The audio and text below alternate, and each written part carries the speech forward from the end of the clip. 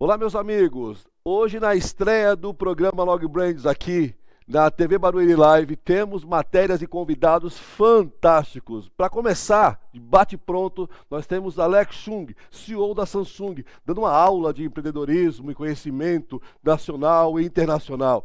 Temos também um bate-papo muito legal, esclarecedor, com Edgar Caetano, que ele é especialista em comunicação e oratória. E claro, nós também vamos falar muito de empreendedorismo, de startups, de aceleradoras, desenvolvimento, começo, meio e fim de um negócio, com o Johnson Cheng, especialista em startup e também COO da Shark Tanks. Espero que vocês gostem, aguardo vocês aqui às 21h20 no programa.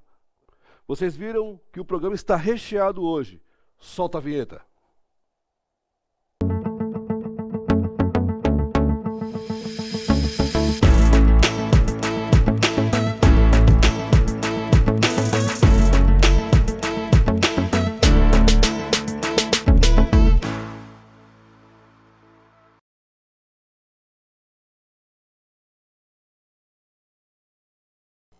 Olá, meus amigos. Agora estamos muito bem alocados, com um programa maravilhoso. Vamos falar de empreendedorismo, de performance, falar de startup. Mas claro que eu não podia começar sem antes falar de empreendedorismo. E hoje nada melhor para estar conosco aqui do que o Chung, que é o nosso parceiro e vai falar muito sobre empreendedorismo. Chung, seja bem-vindo.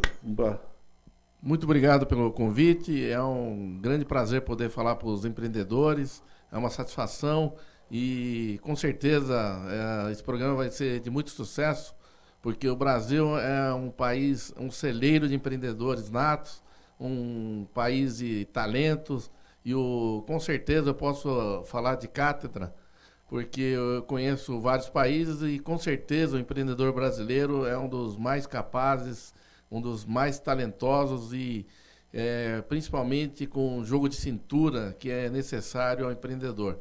E até por conta de todas as dificuldades, as pandemias, as leis tributárias, enfim, todas as exigências que o próprio país exige, o empreendedor brasileiro acaba sendo excelente no seu trabalho, porque ele acaba se qualificando e sendo treinado ao longo dessa empreitada, dessa jornada. Perfeito. Bom, brasileiro naturalmente se reinventa o tempo todo, né? Ele é resiliente, ele acorda de manhã, ele inventa uma história, de repente ele vira empresário. Mas isso, naturalmente, tem o vale da morte, tem muitos que não dão certo, acaba voltando para sua vida de CLT.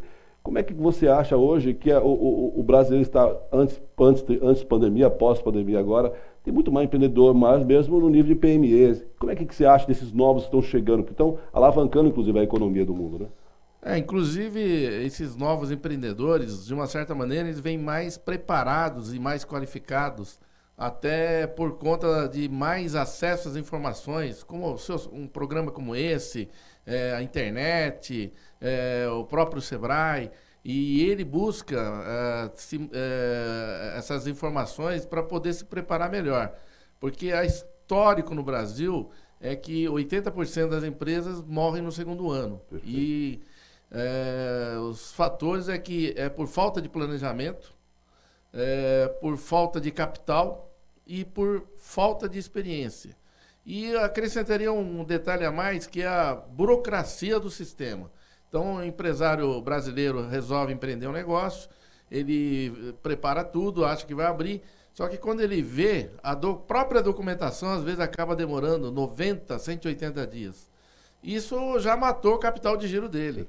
Então, eu acho que o governo está fazendo a sua parte, tentando desburocratizar, de tal maneira que, quando o empresário resolve trabalhar, tem que facilitar para que ele tão rapidamente possa colocar o trem nos trilhos e começar a andar. Porque senão você imagina, ele preparou tudo, tem que esperar 90, 180 dias, pagando aluguel, pagando a sua equipe de funcionários, né? E ele mesmo deixando de ganhar.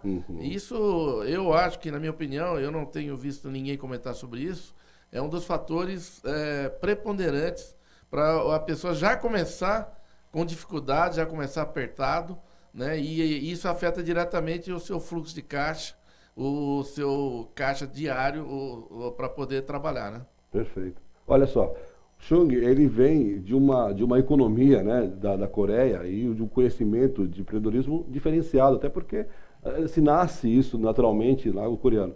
O brasileiro está muito distante disso, Chung. Não, eu acho particularmente que o brasileiro ele é mais talentoso mesmo. O brasileiro ele tem esse jogo de cintura, ele sabe se reinventar.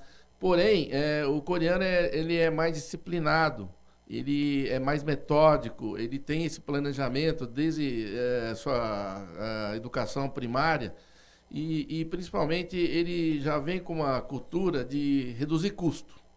Eu mesmo, desde que me conheço por gente, aprendi a reduzir custo, né? Então, reduzir custo é que nem unhas, tem que cortar todo dia. E até por conta disso é que a nossa empresa, ela se especializou em reduzir custo e incrementar ganhos para as empresas sem custar nada, né? Aí, se for o caso, depois a gente pode explicar melhor isso. Mas a gente vê ainda nas empresas muita gordura para ser queimado, muito desperdício, né? E isso acaba afetando os resultados. Eu posso dizer que ao longo desses anos, acho que melhorou significativamente essa cultura. Então, as empresas hoje estão mais atentos, estão mais focados nisso, mas ainda muito distante do que realmente poderia ser. Tanto é que quando a gente faz esse tipo de propostas em grandes empresas, até poucos tempo atrás, falaram, isso aí a gente tira depois. Sim. Mas na minha cabeça eu não conseguia entender. Não vale, Como né? deixar de gastar e trazer mais lucro para a empresa e deixar para lá. Né? Perfeito. Mas até pouco tempo atrás a gente ouvia muito esse tipo de coisa. Perfeito. Agora, qual que é a dica que você dá agora para quem está começando, que tem uma ideia? Porque assim, tudo nasce de um sonho, né? De uma história. Tanto é que as startups é um sonho e depois vira dar os primeiros passos. Qual é o que de fato hoje podemos dizer para quem está querendo começar um propósito? Eu acho que esse empreendedor, ele tem que realmente estudar bastante sobre o assunto, tentar fazer um plano de negócio. E hoje a própria internet ajuda a fazer esses planos de negócio e buscar experiências e conselhos de pessoas mais experientes, de pessoas que deram certo, que pode dar grandes referências. E, se possível, ter um mentor empresarial, um mentor, talvez até um mentor espiritual, que ele possa compartilhar suas ideias, trocar suas experiências. E quanto mais você sobe na posição da pirâmide, mais isolado você fica. E principalmente quando você é empreendedor, você fica muito isolado. Você quase não tem ninguém para compartilhar ou trocar essa experiência. Então, é muito importante você contar, além dos seus familiares, né, essas pessoas que podem te dar conselhos, podem passar essa experiência. E até porque na prática, né, quando você vai começar um negócio, a maioria vai desincentivar. Esse projeto não vai dar certo, você não tem experiência para isso, talvez você não tenha capital para isso. E nós sabemos que o empreendedor ele faz as coisas darem certo. Perfeito. Né? Perfeitamente. Bom, pessoal, vocês viram que o caminho para empreendedorismo aqui, a experiência fala mais alto. Chung, nós estamos aqui com um pós-pandemia, né? Agora todo mundo está inventando alguma coisa, se cria alguma coisa. Claro que muitas delas dão muito certo, outras dão muito errado, mas o brasileiro naturalmente ele é resiliente, né? Hoje, além da tecnologia que chegou muito forte para ajudar a desenvolver as empresas, nós estamos percebendo que falta mais recurso para essas pessoas. Financeiro, como você falou, questão dos mentores. O que você acha que precisa criar um centro, alguém que precisa chamar esse povo para poder desenvolver, além do Sebrae, além de outros núcleos que desenvolvem pessoas aí, e empresários? Na prática, né, os pequenos empreendedores, eles realmente não contam com muito apoio. Ele tem que se prevalecer da sua força de vontade, talvez desses conselheiros mais próximos, mais amigos que possam auxiliá-lo. E nesse ponto também eu acho que o Brasil, as pessoas são muito solidários, né, e gostam de ajudar pessoas realmente com vontade, né, de trabalhar. E agora, no caso das startups, hoje nós temos várias aceleradoras, vários núcleos de co-work, enfim, já tem um pouco mais de estrutura. Mas o governo poderia também estar desenvolvendo a sua parte, trazendo programas de incentivo. E eu sei particularmente que já existem programas nesse sentido, existem dinheiro para isso. Só precisa acelerar a regulamentação para que isso realmente venha de fato e seja prático.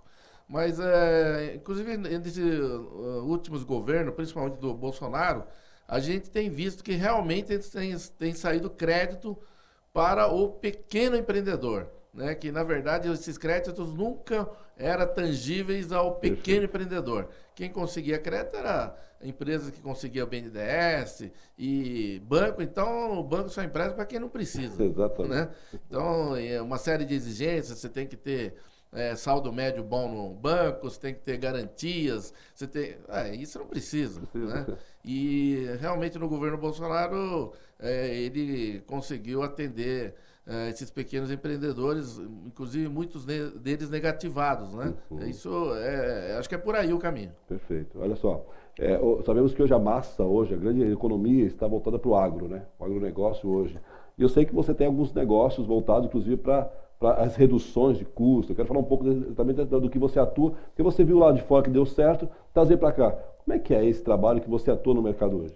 Na realidade, o agronegócio no Brasil ele é extremamente eficiente. Hoje, diria para você que de 1/3 das refeições no mundo, ou 1/4 das refeições no mundo, são de produtos brasileiros.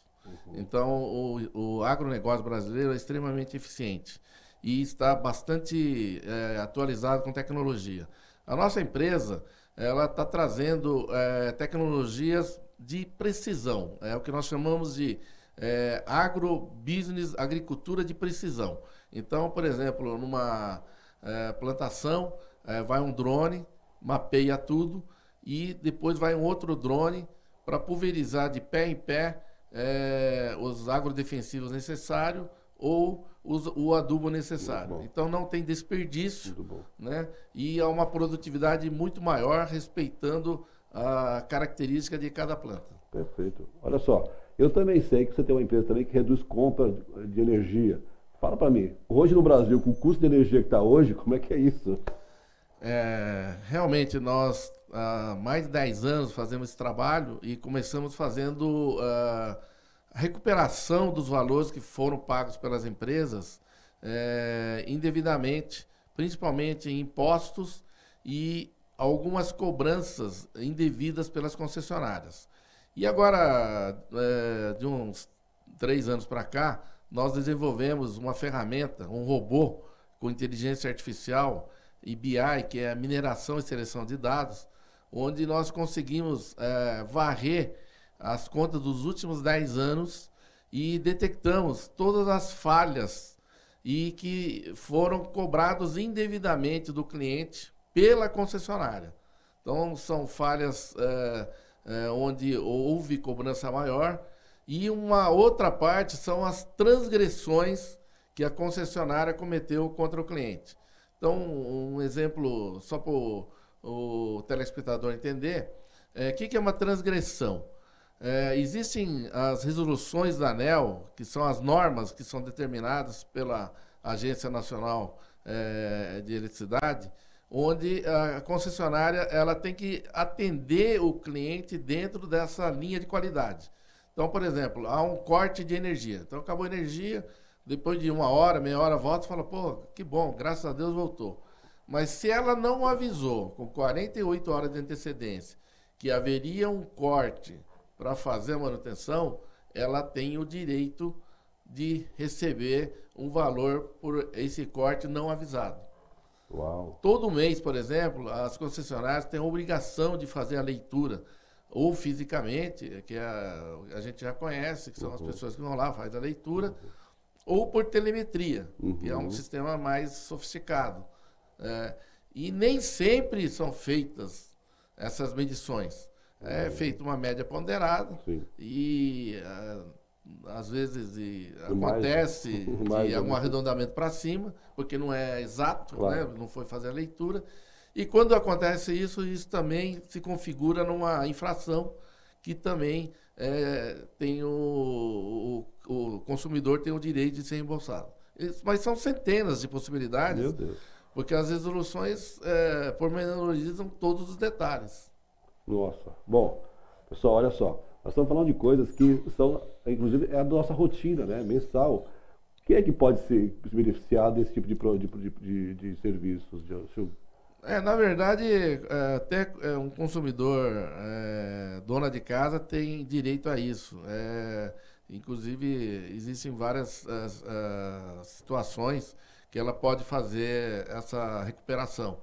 É evidentemente que, por ser um assunto muito diferenciado e muito específico, a dona de casa talvez vá ter um pouco de dificuldade. Mas, a princípio, todas teriam. No nosso caso, nós fazemos especificamente para empresas jurídicas. Perfeito, perfeito. Bom, pessoal, vocês viram que o assunto aqui com o Chung é muito importante. Mas olha só, eu também sei também que ele atua também não só na questão da energia, como também do agro, e a questão tributária, que é um dos maiores buracos, né, que existe no país. Como é que é isso? O que acontece é que no Brasil realmente é uma coisa impressionante, porque existem de 150 a 300 mudanças tributárias por dia. Ou seja, de 4.500 a 9.000 mudanças tributárias por mês. Não existe contador ou departamento que consiga acompanhar essas mudanças todo dia. Então, nós trabalhamos há muito tempo já com revisão tributária e, recentemente, nós desenvolvemos uma ferramenta que é um robô com inteligência artificial e BI também, que é mineração e seleção de dados. E, através disso, nós imputamos nele 23 milhões de leis, jurisprudências e normas tributárias. Parece um exagero, mas o número é esse. São 23 milhões de leis. Uau. E que são atualizados diariamente. Diariamente. Então, eu tenho uma equipe de advogados, que um fica cuidando só do STF, outro só do STJ, outro de leis federais, uma outra equipe cuidando de estaduais, outro de municipais. E cada vez que se muda uma lei, ela cria uma condicionante. Ou seja, mudou uma lei ou tomou uma decisão, ela cria situações e condições diferentes.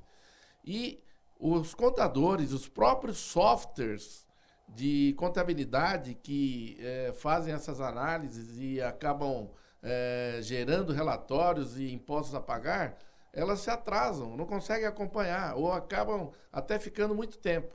Então, um bom exemplo é, por exemplo, a multa, quando o empresário dispensa o seu funcionário, ele tem que pagar 40% de multa do FGTS e mais 10% patronal. Só que esse 10% patronal já está em desuso há muitos anos e continuam pagando até hoje. Então, basta detectar esse pagamento, por exemplo, e fazer uma compensação administrativa. Uma outra situação, que é uma maluquice, é a substituição tributária. Para cada estado é uma alíquota, para cada produto é uma situação. Então, por exemplo, um supermercado, quando adquire um produto por R$100, o governo estipula que ele vai ter uma margem de 30%, 40% ou 50%. E quando ele vai vender esse produto, nem sempre ele consegue vender no preço estipulado pelo governo, até porque tem a concorrência, tem a força do mercado, ou ele precisa fazer uma promoção, ou até está próximo do vencimento, então ele vai até vender abaixo do custo para poder acabar com esse estoque.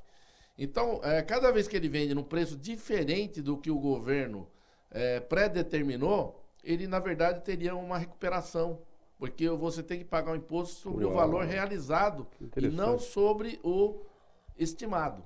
Que interessante. Só que seria impossível uma equipe de contabilidade fazer isso, porque você tem que ver o item, ver quanto pagou, quanto vendeu. E um supermercado vai emitir 5 mil, 10 mil cupom fiscal por dia.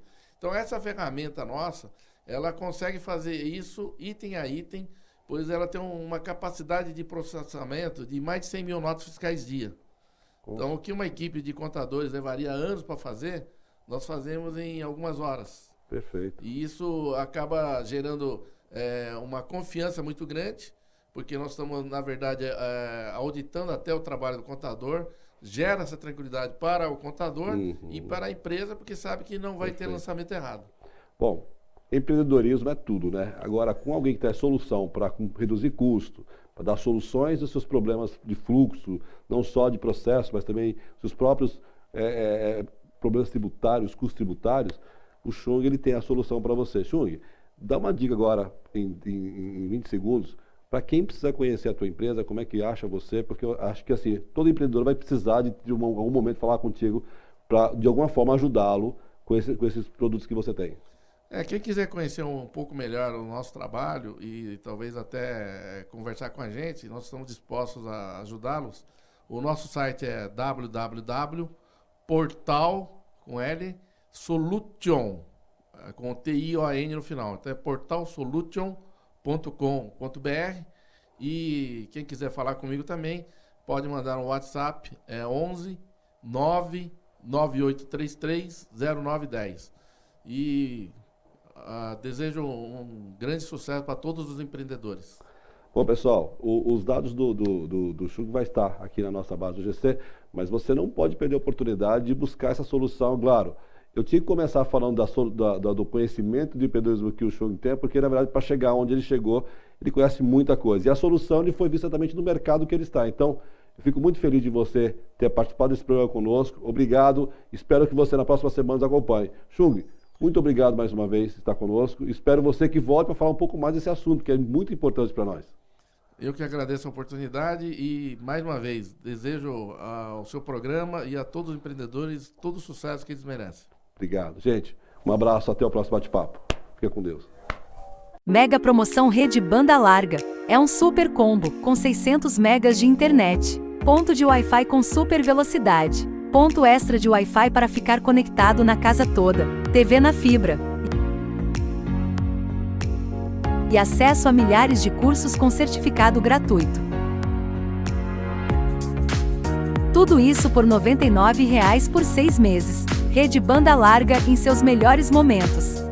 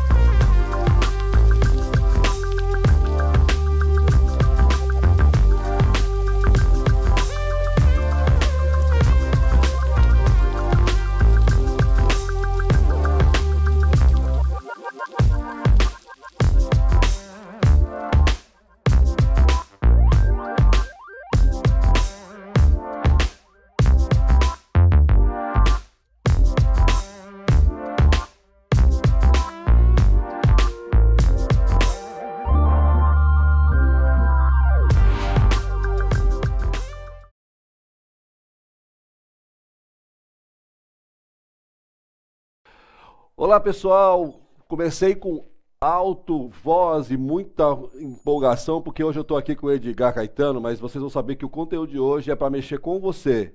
Comunicação, oratória, desenvolvimento, posicionamento, tudo isso um ser humano precisa ter como brand.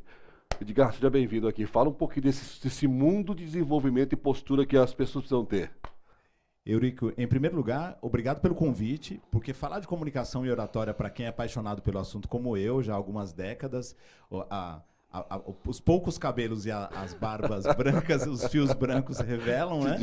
E então já faz um tempo que eu trabalho com comunicação e oratória. Na verdade, eu comecei a estudar oratória com 12 anos de idade, agora com quase 42, já são algumas décadas estudando isso, com formações de rádio, locução comercial, mestre de cerimônias, e aprendendo com grandes mestres nas últimas décadas. E eu me inspiro muito em profissionais como você, que estão nos meios de comunicação, para levar para os empresários e empreendedores que usam no dia a dia, que precisam de comunicação para ter alta performance, essas técnicas e boas práticas que fazem dos profissionais bem-sucedidos. Cara, eu sempre falo que é o seguinte, você tem algumas facilidades de falar, as pessoas têm facilidade de se colocar, mas tudo isso aí é um treinamento, você precisa ter uma postura adequada. Estou falando de palestrante, mentores, é o que você falou, é cerimônia, mas você hoje se vende, você hoje é um produto, dependendo de onde você for. E é isso praticamente o que a oratória, a comunicação faz com o ser humano que vai para essa linha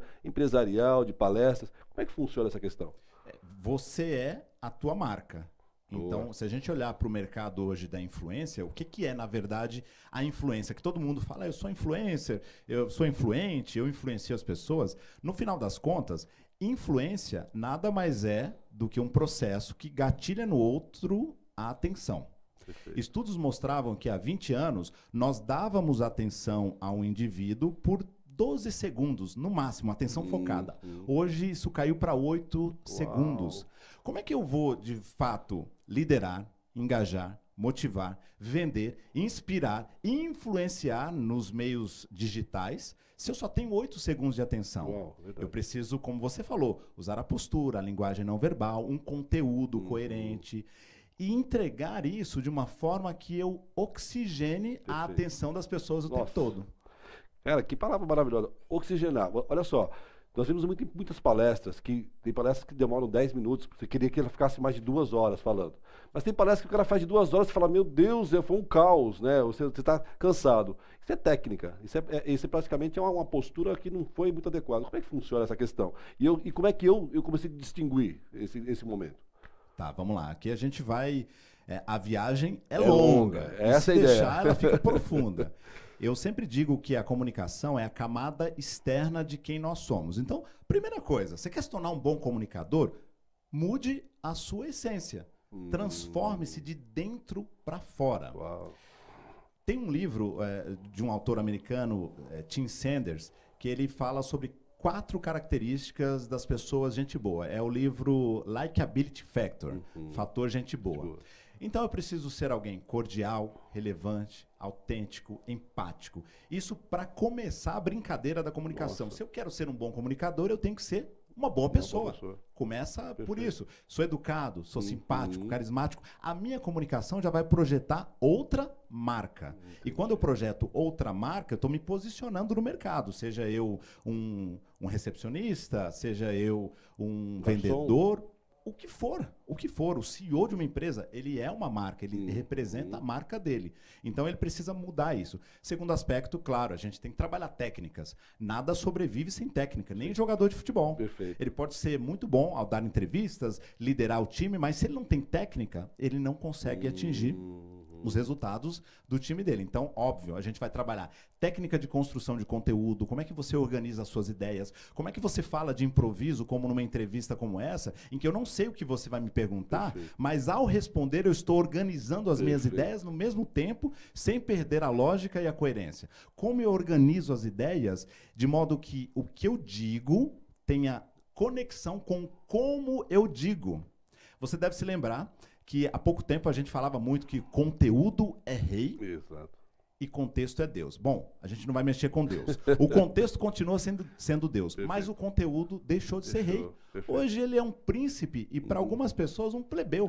A gente olha na internet, faz uma curadoria, busca um vídeo, pega ali um empreendedor de palco, lê 2 livros e tem uma super palestra. Uau, é verdade. A gente pode até se tornar influencer, como muita gente está se fazendo, se lançando aí no mercado, sem ter massa crítica, sem ter experiência. Então o conteúdo virou commodity, ele não manda mais nada. Quem se tornou o rei? A forma. É verdade. A forma como eu entrego esse conteúdo é que vai fazer a diferença entre o palestrante de 10 minutos que criou em mim a sede e o desejo de saber mais e o palestrante de 2 horas que fala da mesma forma, o mesmo tempo, do mesmo jeito, uma coisa chata, cansativa. Aí eu levo isso para dentro da minha empresa e me comunico com os liderados dessa forma. Às vezes sou agressivo demais, às vezes sou monótono, chato, cansativo. Eu não oxigeno a atenção das pessoas e perco a audiência. Perdi a audiência, não vendo, não produzo, não engajo, não convenço, não paquero, não... Assim, a vida trava. O Chacrinha, que é da nossa época, já dizia, quem não se comunica se trumbica. Hoje mais do que nunca. Porque todos nós somos, dentro de casa, nos negócios, na rua, nas redes sociais, influenciadores. Uau, hein? Que aula. Improviso. Essa é uma área muito interessante, né? Porque assim, eu posso não ser um bom palestrante. Quer dizer, eu posso não ter um bom conteúdo, mas eu sou um bom de improviso, né? Eu vi que a gente aqui facilita muito a questão de pergunta e resposta. Improvisar também está no meio desse contexto de ter uma boa comunicação, boa oratória. Sem dúvidas. E o brasileiro é bom em improviso. A gente sabe que o brasileiro é o famoso se vira nos 30. Tudo que ele vai fazer, ele deixa para a última hora, de forma cultural, não estou generalizando. Claro. Mas de forma cultural a gente tem essa mania de deixar para a última hora, de treinar pouco, de ensaiar pouco, de estudar pouco. Mas o improviso exige técnica.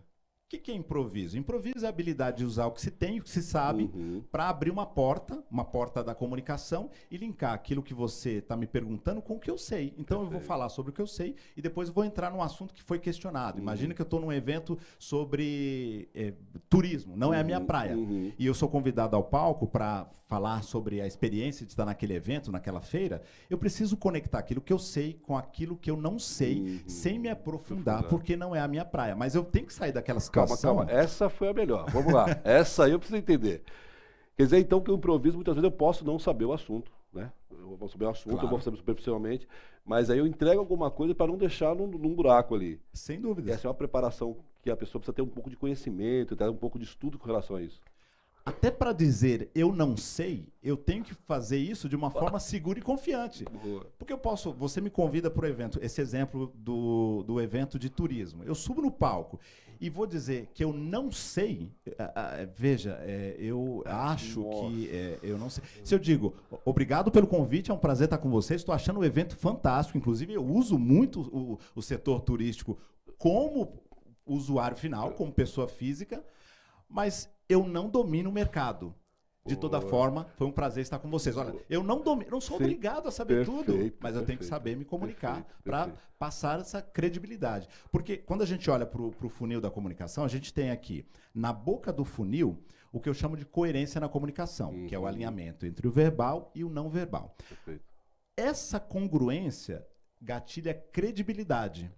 Quando a gente vê na TV, no jornal, ouve alguém num podcast, no rádio, a gente entende a forma como a pessoa está dizendo e a gente decodifica isso em credibilidade, nível de credibilidade, mais ou menos.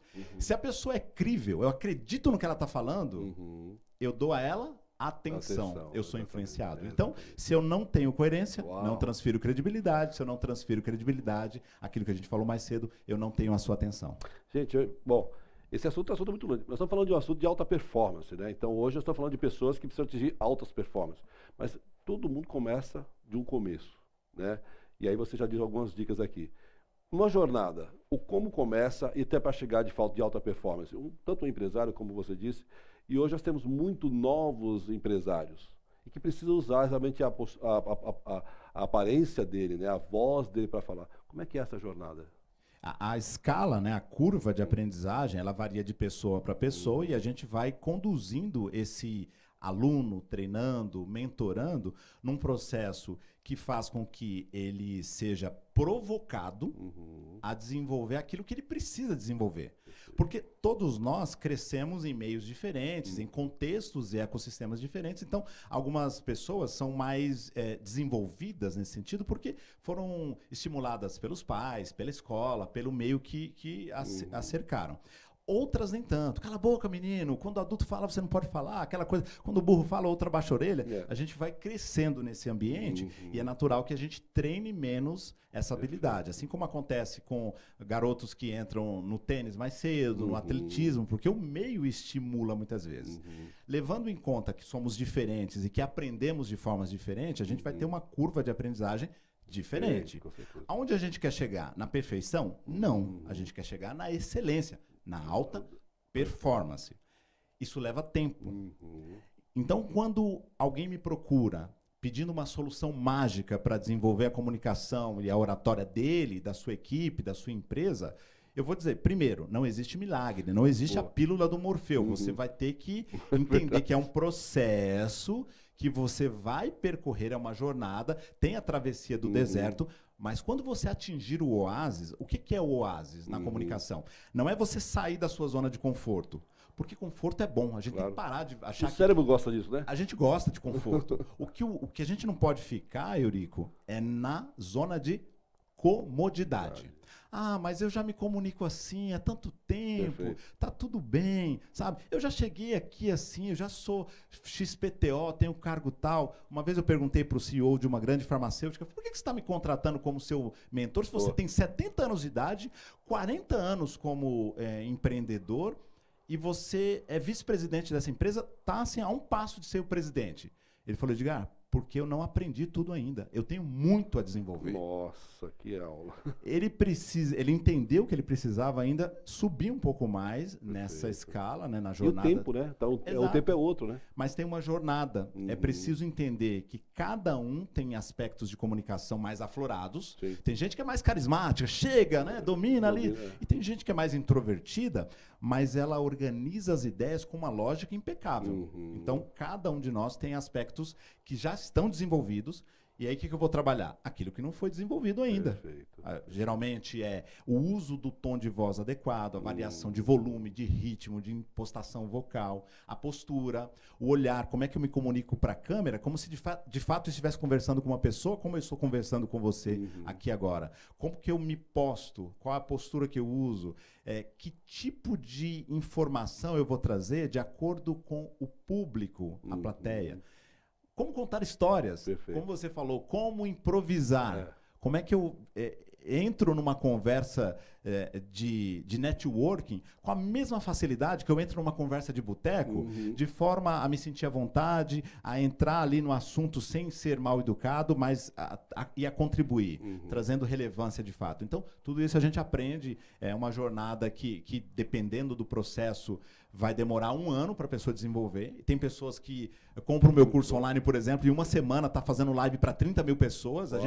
Eu vi isso na pandemia com executivos de algumas empresas que foram jogados. Uma mudança de mindset. Exatamente. Então, isso acontece dependendo do quanto você já domina a comunicação. Olha só, falar com gente que conhece é outra coisa, né? Porque, imagina eu estou aqui, a minha situação de estar aqui na frente de uma pessoa que avalia você dos pés à cabeça. Nós estamos falando muito de questão do empreendedor, né? Tivemos aqui um grande bate-papo com um grande especialista. Inclusive, o Log Brands é uma ideia de unir pessoas e conectar empresas, né? E aí a gente olha exatamente esse crescimento, né, que é o que você falou, de comunicação. Então eu falo o seguinte, uma coisa muito interessante. Hoje a internet deu voz para todo mundo, deu posição para todo mundo, então todo mundo que era não aparecia, agora hoje aparece. E aí você percebe que o empresário está muito preocupado com a sua postura, né, os grandes empresários. E hoje nós temos aí pessoas, os youtubers, nós temos aí hoje os influenciadores, e que eles estão percebendo essa necessidade de ter uma ótima postura de alta performance, porque as pessoas também querem resultado de alta performance em vendas, dos seus produtos, na marca da tua empresa. Qual é a dica que você dá hoje? Que não estou falando nem do youtuber que é o máximo hoje, é o youtuber que está aí fazendo negócio, que ele precisa colocar marcas. Qual é a dica que você dá hoje para esse pessoal? E esse é o nicho de mercado que eu mais tenho atendido. Que legal. São profissionais, líderes, empreendedores, executivos que estão entrando ou já entraram no mercado da influência, não necessariamente para se tornar um blogueirinho, blogueirinha, ficar fazendo um unboxing, recebidos, não é isso. Hoje, inclusive, o mercado já entende que o executivo influencer, ele é uma categoria de influenciador que é diferente da blogueirinha, que a gente durante muito tempo brincava, né? A menina que faz maquiagem. Não é isso, não é modinha. Sim. Esse é um profissional que se posiciona nas redes sociais, estou falando de um executivo, Exatamente. de um médico, um advogado, um cientista. Que ele é voz daquele setor, aquele segmento, né? Exato, um empreendedor. O que ele quer ser? A voz daquele segmento. Ele quer liderar aquele segmento. Quem é que lidera o segmento? Aquele que domina mais o segmento, que tem mais técnica? Não. Um estudo antigo e bem avaliado e respeitado pela Harvard provou que 15% do seu sucesso profissional depende de hard skills, do quanto você sabe tecnicamente. 85% das soft skills, dentre elas a comunicação. Legal. Então, vamos usar um médico como exemplo. Não, vamos voltar isso aí, isso é muito importante. Olha só, empreendedor, você está querendo gerar grandes valores, repete essa aí. Como é que é? Repete esses dados, é muito importante. 85% do sucesso profissional do empreendedor depende das soft skills, liderança, gestão de pessoas, relacionamento humano e comunicação, dentre outras habilidades como inteligência emocional. E apenas 15% de hard skill. O quanto ele domina a área técnica dele? 15%. Nossa, que legal. Então, se a gente olhar para um médico como exemplo, ter conhecimento técnico é obrigação do médico. Claro. Todo médico tem que dominar aquilo que ele faz na área de atuação dele. Totalmente vida. Agora, quando ele se comunica, é que ele gera valor. Porque o médico tem um poder limitado de escala. Ele não é uma startup. Ele não consegue se multiplicar como um software, um SaaS. O que ele tem que fazer? Ele tem que aumentar o valor, a percepção de valor dele para o mercado, para cobrar mais caro pela consulta, pela cirurgia, pelo procedimento. Como que ele faz isso? Se comunicando. Então, quando ele vai para as redes sociais e grava um vídeo, por exemplo, ele tem que entender que ele está se comunicando com pessoas, unindo pessoas, que está aqui, inclusive, unindo pessoas. Se ele está unindo-se a pessoas, ele tem que se comunicar de uma forma humanizada. Perfeito. Não é aquela coisa, pois não, qual é o seu problema? Claro que eu, numa consulta médica, eu não vou engajar com o conteúdo dele. Com certeza. Nas redes sociais, a palavra engajamento é muito mais forte. Se ele se comunica de uma forma chata, técnica, boring, não vai. Eu não me engajo com o conteúdo dele. Eu não tenho credibilidade nele, eu não deposito credibilidade. Ele não me influencia. Quando eu tiver aquele problema de saúde que ele falou, eu vou procurar quem? Ele? Não, eu vou procurar o outro. Porque ele não se conectou comigo enquanto humano. A conexão humana, ela exige uma comunicação humanizada. A comunicação humanizada exige emoções. Então eu tenho que variar a expressão facial, o tom de voz, a minha postura, olhar nos seus olhos. Eu tenho que me conectar com o ser humano. Então a dica que eu dou é: aprenda a se comunicar com as pessoas. De dentro para fora, do micro para o macro. Começa conversando melhor com o teu filho, com a tua filha, com a tua esposa, teu namorado, namorada. Por quê? A gente está num laboratório controlado. Aqui eu posso contar uma história, eu posso me sentir mais seguro. Já perguntei para grandes executivos e cientistas, bom, me conta uma história. História? Como assim? Como é que conta história? Eu falei, mas você é mãe. Eu sou mãe. Você já contou história para os seus filhos? Não, nunca contei. Então você vai voltar para casa, vai começar a contar histórias para os teus filhos de uma forma bem entusiasmática, interpretando os personagens. Na semana seguinte, você vai me contar uma história e eu quero ver se você consegue contar uma história com entusiasmo, com energia, com a variação de tom. Eu falei, tá bom. Eu falei, Edgar, aprendi a contar histórias. Meu filho tá feliz. Então ela foi do micro para o macro. Aonde ela foi parar? Ela foi parar em Harvard. Conseguiu chegar em Harvard para contar a história dela. Quando ela começou contando história para o filho e foi para Harvard. Então é do micro para o macro. Eu não posso querer sair daqui, se eu ainda não sou um bom comunicador, um palestrante de sucesso, e para o Allianz Parque fazer uma palestra para 20 mil pessoas. Nossa, você trava. Eu posso começar fazendo a palestra na minha casa, para os meus familiares, na minha comunidade, na minha escola, no meu trabalho, e aí eu vou do micro para o macro. Quando eu vou do micro para o macro, eu me sinto mais seguro, mais confortável e vou crescendo nessa curva de aprendizagem de uma maneira mais orgânica e mais fácil, né? Porque tem que ser fácil também, não adianta ser, sabe, essa coisa da década de 80, né? Oratória, vamos falar latim, grego. Não, nada disso. Oratória moderna, ela tem que ser simples, fácil e prática. Você falou uma coisa muito importante, né? Porque a gente fala de oratória, parece que é impossível, né? É impossível. Assim, eu vou me tornar quase um grego falando, né? Porque quando você fala de oratória, você fala de postura, você fala de voz, você fala de tom de voz, do conteúdo. E aí, conversando contigo, percebi que é tudo muito natural, né? É o mais natural possível, né? É interessante isso, porque olha só, quando a gente conversa com algumas pessoas, principalmente nós estamos falando hoje, nós temos lá o maior influenciador hoje, que é o Luva de Pedreiro lá. Você olha ele, é muito comum, é muito natural, é a naturalidade das coisas. Ali não tem nada de oratória, ali ele está contando a história, vendo aquela coisa toda. Mas aí, de fato, pega, né? Aí que é o problema, porque assim, a marca vem em cima do influenciador, mas de alguma forma precisa passar isso para as pessoas. Então ele tem o trejeito de fazer as coisas, mas ali também precisa de algum. Não é só qualquer pessoa que chega se torna quem ele é. Essa preparação também precisa ter, mesmo que seja uma base simples, né?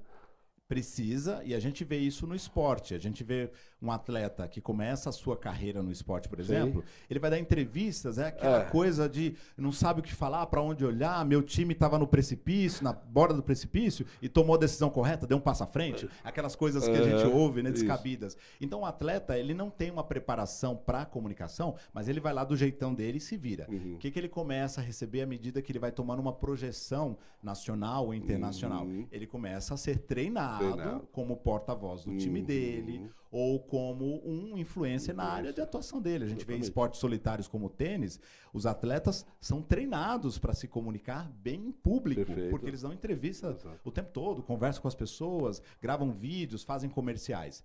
Então, usando esse exemplo que você trouxe desse influencer, ele vai precisar em algum momento. Porque quando ele representa a marca, sei lá, Balas Juquinha, tá lá no quintal do território dele, tá tudo bem. A hora que ele representar uma grande marca nacional, internacional, que está acontecendo, ele vai ser mais exigido. O CEO do Canva.com, né, que foi um dos experts de marketing da Microsoft, da Apple, na verdade, na década de 80, trabalhou com o Steve Jobs. Ele foi entrevistado recentemente por um especialista em comunicação americana e ele disse assim, o Guy Kawasaki: quanto mais você cresce na cadeia hierárquica corporativa, melhor tem que ser a sua comunicação. Verdade. Porque de que outra forma você vai influenciar o mundo? Ele disse, não será por meio de uma mensagem de texto. Verdade. Essa molecada que está chegando agora, e o molecada com todo respeito, porque tem menos experiência, eles precisam entender que não é com emojis e com GIFs que eles vão influenciar as pessoas. É com a boa e velha comunicação, que vai ser insubstituível. Nunca seremos substituídos enquanto estivermos usando a boa e velha comunicação. Até porque é o que você falou, né? O Chacrinha disse muito bem, né? Quem não comunica se estrumbica. Eu acho interessante que hoje a comunicação, ela tem perdido um pouco, né, da sua essência, principalmente com essa questão dos emojis, essa abreviação das palavras, a própria gravação de áudio que você manda de qualquer jeito, né? E ouve na velocidade 2x, você nem percebe pronto, as nuances vocais da pessoa. E aí você começa a perceber o quanto é importante quando você vai passar uma informação. Porque passar informação, você pode transformar a vida que está do lado, a pessoa que está do lado, ou simplesmente você destrói a vida dela. Porque você, poxa, eu estou com um problema muito sério, você vai morrer. Pronto, você matou a pessoa. Essas técnicas são simples, ou precisa de fato ter um professor para orientar? Eu falo isso por quê? Porque tem psicólogos, nós temos muitos professores aí de faculdades, que eles têm algumas dificuldades de passar algum conteúdo. Eles já falaram. Mas, assim, muito mais também as pessoas para receberem. Então, parece que existem os dois lados, precisa também se atentar com essa questão da oratória e a comunicação se fluir melhor, né? Porque precisa ser algo que você passe para alguém e ela receba muito bem, e ela também consiga transmitir da mesma forma, né? Porque isso é um trabalho, né, de contínuo e constante que vai acontecer a vida inteira. Como é que isso acontece? Porque você falou que do início da vida você tem muitos nãos e muitos sims, e aí você tem que preparar alguém para poder caminhar nessa vida, né? É simples, desde que você tenha alguém que você confie, que tenha experiência, que tenha massa crítica, que já viveu aquilo que você quer alcançar. Eu digo que você não pode levar alguém aonde você nunca esteve. Boa. Eu nunca estive lá. Como é que eu vou levar você para lá? Perfeito. Como é que eu vou te ensinar, por exemplo, a pilotar moto se eu não piloto moto e eu não tenho experiência? Eu nunca caí, nunca me levantei, nunca quebrei um osso. Eu não tenho experiência nesse sentido. Eu posso aprender a pilotar moto sozinho? Posso. Quais são os riscos? O que está envolvido? Quanto tempo vai levar? Qual vai ser o investimento? Vai demorar mais tempo? Vai, com certeza. Eu posso ser um bom piloto? Pode. Pode. Você pode fazer o que você quiser. Você pode aprender a jogar tênis sozinho, futebol, o que você quiser sozinho. Mas em tudo, inclusive na área de empreendedorismo, quando a gente tem um mentor, um expert, alguém que já quebrou a cara, literalmente, em muitos cenários diferentes e que tem experiência em vários cenários diferentes, ele vai conseguir pegar na minha mão e me guiar muito mais rápido. Porque, claro, a gente sabe que o ativo mais valioso do mundo hoje é tempo. Depois da atenção. Porque se eu tenho atenção, eu tenho o seu tempo, Claro, a gente faz negócio. Mas pensando em mim enquanto indivíduo, o meu ativo mais valioso é tempo. Então, se eu quero aprender uma habilidade, por que eu vou gastar tanto tempo de vida se eu posso encurtar essa distância com um expert que vai chegar lá e apertar o parafuso certo e me destravar? De repente, alguma coisa psicossomática, alguma coisa ou no meu aparelho fonador, que eu não tenho massa crítica para perceber e que ele vai me orientar. Você vai ter que passar por um profissional assim, por uma fono, a gente vai fazer um trabalho assim, eu vou te guiar naquilo que você precisa e não ficar fazendo cursos por fazer o tempo todo e gastando dinheiro, tempo, investimento sem uma direção. Mas, de novo, é fácil, mas desde que você seja bem guiado. Fazer sozinho, eu particularmente não recomendo. E não é puxando sardinha para o meu lado, pelo contrário. Eu faço um trabalho, eu tenho um podcast chamado Comunica Play, em que eu levo os meus concorrentes e colegas para entrevistá-los, para eles contarem as histórias deles, para eles terem voz. E eu não quero que as pessoas me procurem para fazer o curso comigo. Quero que procurem os meus colegas também. Sim. Aqueles que eles se identificam. Quem se identificar comigo, com o meu jeito de ensinar, como eu digo, com o meu borogodó, tá tudo bem. Quem se identificar com os meus colegas e quiser desenvolver a comunicação com eles, sejam bem-vindos. O que não dá é pra gente, num mundo acelerado como o que a gente vive, querer gastar 5, 10 anos para aprender uma habilidade que em alguns meses você pode aprender com um expert. Perfeito. Bom, pessoal, o Edgar, ele está conosco aqui hoje e vai voltar outras vezes para falar de alguns assuntos mais direcionados para você, empreendedor, você que precisa se posicionar, que esse posicionamento é muito importante. Edgar, como é que faz as pessoas chegar perto de você para poder conhecer um pouco mais desse trabalho, quem sabe, inclusive, até se tornar um aluno teu? Claro. Bom, eu tô nas redes sociais, eu tô no Instagram com @EdgarCaetanoOficial. O site da minha empresa é Agoras Academy, Agoras no plural, academy.com.br, ou o meu site pessoal, edgarcaetano.com.br, o meu podcast comunicaplay.com.br, em todas as plataformas os agregadores de podcast, no YouTube também. Então, o Google, Edgar Caetano, LinkedIn, Instagram, vai me achar, vai ser um prazer conversar com vocês. Eu gosto de interagir com quem me acompanha e vou lá, respondo as perguntas no direct. Meu WhatsApp também tá no link lá da minha bio do Instagram. Então, a acessibilidade é um dos recursos, né? É uma das ferramentas da comunicação e eu me considero uma pessoa extremamente acessível porque eu gosto, de fato, de conversar com as pessoas, de me conectar com as pessoas usando a comunicação. Te agradeço mais uma vez a oportunidade de deixar aqui os meus contatos e um pouquinho desse conteúdo, né? Olha só, gente, para chegar em alta performance tem que chegar pelo menos no mínimo que ele falou. Mas a nossa ideia é que nós tenhamos sempre um especialista nesse segmento que possa dar o caminho, né, para que possa as pessoas melhorarem, se não, de fato, tornar de alta performance. Edgar, muito obrigado pelas suas orientações. Hoje eu me sinto um pouco melhor, viu? Hoje estou mais equilibrado com relação a essa questão de postura. Mas eu tenho certeza que você vai dar muito mais insight para nós outros programas, porque nós temos um grupo e nós temos aí um propósito de ajudar empreendedores, principalmente os que estão começando a dar primeiras galgadas, para poder se posicionar. Porque antes, eu sempre falo, antes de você gerar um bom negócio, você tem que gerar uma boa relação. E essa boa relação se une pessoas. Eurico, você falou tudo, é verdade, a gente gera uma boa impressão, inclusive, logo de cara, para depois gerar negócios. Te agradeço a oportunidade, o espaço. Quero voltar sim, porque a gente nem arranhou a superfície do iceberg. Uau. E quando se fala de comunicação, a gente pode falar de comunicação na liderança, em casa, na família, nos relacionamentos, da comunicação audiovisual. Legal. Então tem aí ainda um iceberg para a gente explorar. Vai ser um prazer voltar e interagir com a tua audiência. Nós temos muita coisa, olha só, a nossa ideia de fato é alavancar essa ideia do empreendedorismo no Brasil, assim como o Chung teve anterior aqui para dar as orientadas, e você vai ser essa base para nós aqui. Então, prazer enorme você aqui, obrigado, um beijo no teu coração, espero que vocês tenham gostado, pessoal. Estamos aqui para trazer a informação, mas também informação com relevância. Um beijo e até o próximo bate-papo.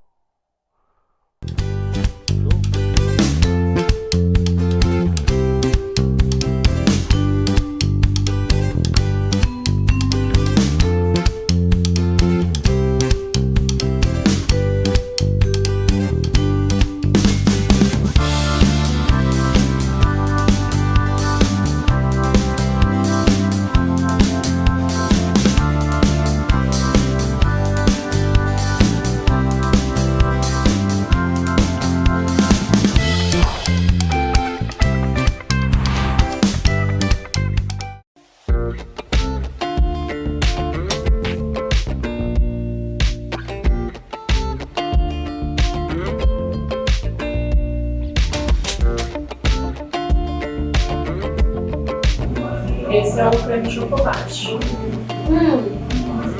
Meu Deus, é muito bom! Bom, gente, e eu tenho uma dica para vocês.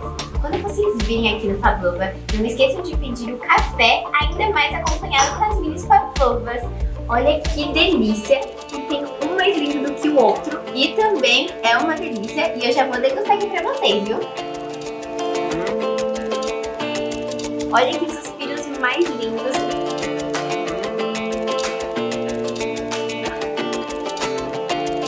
Suspiros recheados de chocolate. Depois de mostrar todas essas delícias para você, eu já aproveitei e já garanti o meu delivery, tá bom? Então venham aqui na loja e já garanto o seu. Um beijo e agora eu vou embora me deliciar.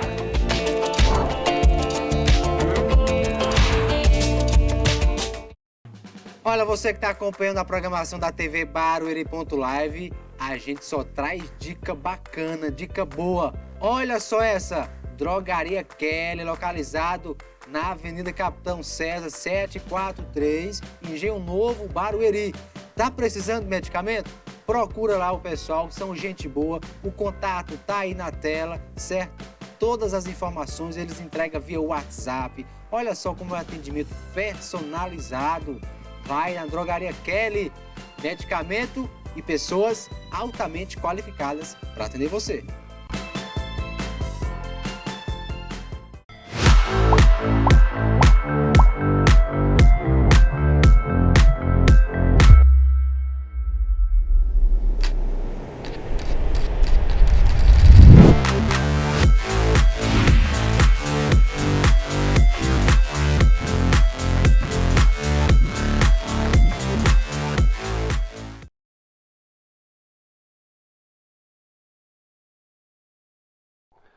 Olá, pessoal. Bom, o programa está excelente, com conteúdo interessantíssimo, mas eu não podia fechar o nosso conteúdo, o nosso bate-papo aqui, sem antes ter o nosso amigo aqui, o Johnson Shen, um especialista em startup.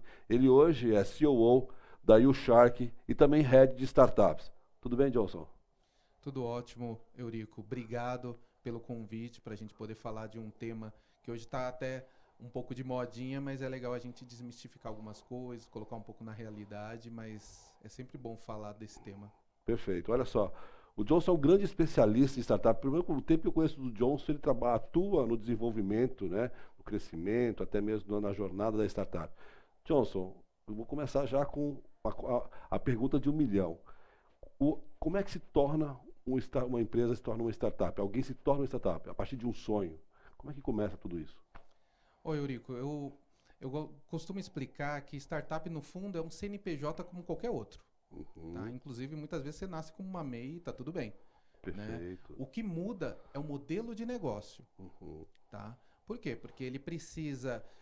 hoje a gente pode ter, por exemplo, uma padaria, que é um CNPJ, um negócio, só que, por exemplo, o Joaquim, ele tem... ele começou a servir refeições na padaria dele, né? Para começar a pegar o pessoal do horário do almoço. Aí no dia seguinte surge um call center no prédio do lado. Todo aquele pessoal desce 100 pessoas e querem comer na padaria. Ele consegue atender? Difícil. Não consegue. Então, ele vai precisar fazer o quê? Primeiro, talvez alugar o imóvel do lado, fazer uma reforma, colocar mais mesas, aumentar a cozinha, mexer no cardápio para poder atender esse fluxo. Né? A startup não. A startup ela tem um conceito muito forte que a gente chama de escalabilidade, que no dia seguinte ela consegue atender de 10 ou 100 mil usuários. Né? Porque através da tecnologia você consegue fazer escalabilidade e hoje com servidores cloud, né, que é na nuvem, né, você não tem mais aqueles servidores numa sala todas, né, que você tem que ficar lá atualizando Windows ou Unix e tudo mais. Não. Hoje você consegue com um puxar de um botão aumentar mais processador, mais memória. Então eu consigo hoje desenvolver soluções que atendam muita gente em pouco tempo. Por exemplo, o Uber mesmo, antes mesmo de ele começar a fazer internacionalização, acho que eram 40 pessoas nessa, entendeu? Então você não precisa... isso daí, inclusive, é a beleza. Quanto menos você conseguir com menos você fizer mais, você atrai até mais investidores, que é uma coisa que a gente pode falar depois. Mas no fundo é isso, é um CNPJ como qualquer outro. O que você precisa ser é disruptivo, né? E a gente tem alguns tipos de inovação. A gente tem a inovação disruptiva, incremental, né? E radical. Então, eu posso fazer só pequenas mudanças em coisas que já existem. E que é cada uma dessas coisas? Ó, vou dizer, por exemplo, incremental. Tem uma coisa que já funciona, né? Todo mundo já está acostumado a usar, mas eu enxerguei alguma determinada dor, de uma necessidade de um determinado público que ninguém está olhando. Então, eu começo a atender esse público, né? Então, por exemplo, imagina que agora a gente já tem uma inovação que é o iFood, não, o Uber, por exemplo. Aí, uma pessoa fala assim, olha, na periferia, às vezes o Uber não chega, ou ele não consegue transitar com facilidade lá. Né? Isso serve até para os deliveries, né? Que é um pouco complicado. Mais ainda, comunidades. Né? Exatamente. E aí você tem o quê? Por exemplo, a Ubra, que é o Uber da Brasilândia. É a última milha, né? Entendeu? Então ele cria aquele conceito em cima de algo que já existe. Ele não foi disruptivo, assim, não foi um negócio radical, mas ele criou e entendeu um nicho. É o incremental. Exatamente, né? Então, o radical é uma mudança que às vezes você cria você já tem várias soluções e de repente você cria alguma outra que sai um pouquinho da linha que a sua empresa já possui, né? Às vezes a gente fala até de um termo de spin-off, né? Que eu crio quase uma segunda empresinha dividindo, né? O vertente ali, né? Exatamente. Puxadinho.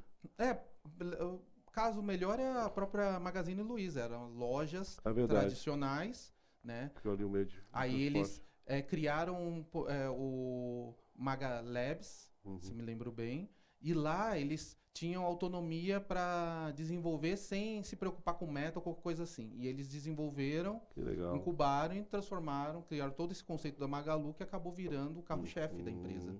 Né? Interessante. Então, você já tinha, né, o conceito todo, mas você acaba puxando por uma outra vertente. Né? Então, ela radicaliza um pouco isso. E a disruptiva é você criar alguma coisa que ninguém nunca viu. Outro dia eu estava vendo uma coisa sensacional, que era um exoesqueleto, né, que é uma roupa que você põe para pessoas que tiveram AVC, que têm esclerose múltipla. Por uma hora, ela vestindo essa roupa, por uma hora ela anda como uma pessoa normal. Que legal. Entendeu? Então, por exemplo, né, uma colher que para pessoas que têm algum tipo de Parkinson, por exemplo, né? E ela consegue amortecer toda essa vibração. Nossa, e a pessoa legal. pode se alimentar normalmente. Isso já começa a ser disruptivo, porque ninguém nunca pensou. É uma coisa completamente maluca, né? Então, a gente fala, por exemplo, de uma disrupção. O próprio Uber mesmo, quando ele entrou no mercado de táxi, e quem imaginaria que você entraria num carro de um estranho para te levar num lugar? Airbnb, quem imaginaria que você poderia alugar um quarto da sua casa para outra pessoa? Então, essas coisas são disruptivas, ela quebra muito do conceito. Às vezes, isso é um problema. Às vezes você é tão disruptivo, tipo o nosso amigo lá, Gurgel, na época dele, que é claro que tem outras, vamos dizer assim, outras coisas nos bastidores, mas ele era muito disruptivo para a época dele. Perfeito. Não é verdade? Perfeito. Então, às vezes, a sociedade não está preparada ainda para essa disrupção. A gente fala muito de metaverso agora, não é bonito falar de metaverso? Sim. A gente teve lá a Second Life alguns anos atrás. E por que não funcionou? Exatamente. Entendeu? Porque eles não tinham conseguido criar, né, o conceito de comunidade. Né? A tecnologia ainda não estava muito boa e preparada para isso, mas ela surgiu há bem mais tempo. Né? Então, esses são, assim, pontuando um pouquinho mais o conceito de inovação. Entendi. Gente, deixa eu pedir para vocês. Oi, Rosana. Gente, só dá um tempinho, porque senão atrapalha aqui. Tá. Bom, voltando com o assunto ainda de disruptivo, eu acho muito interessante, porque sempre a gente ouve falar de startup assim.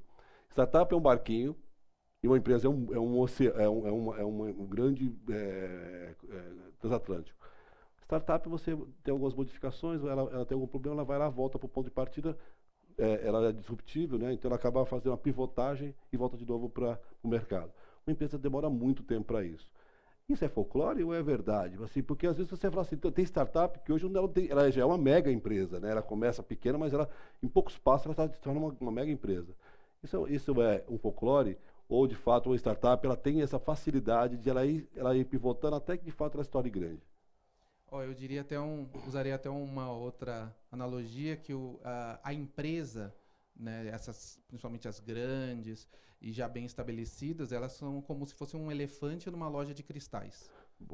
Qualquer movimentinho que eu fizer para um lado ou para o outro, eu tenho que olhar para todos os lados para ver se isso não vai haver algum impacto. Perfeito. Entendeu? Então, eu não posso fazer como uma startup que a gente até incentiva, que é errar rápido, né? Corrigir rápido e voltar para a linha de batalha. Então, a startup incentiva muito isso e quebra um pouco do conceito do passado, que a gente tinha muito de, sabe, você não pode errar, sabe?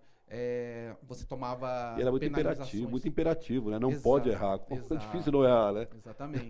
Né? Então, hoje, a startup, ela tem que errar rápido, por quê? Porque a gente fala muito que 4 meses de uma... tipo assim, 4 meses de uma empresa é 1 mês de uma startup. A startup, a vida dela, ela assim, ou ela vai dar muito certo ou ela vai morrer cedo, porque a gente tem a questão do Vale da Morte, que a gente fala, né? Então, chega aí, tipo, 2 anos, mais ou menos, e até às vezes antes, a startup, ela é desafiada para saber se o MVP, né, o modelo de negócio dela, a dor que ela se propôs a resolver, tem gente que está disposta a pagar por isso?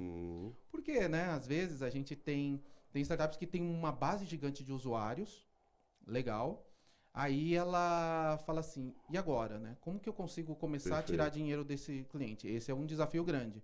Muitas delas já têm esse valor porque ela tem uma base grande de usuários, mas às vezes, ela não sabe monetizar. A gente até brinca um pouco do próprio...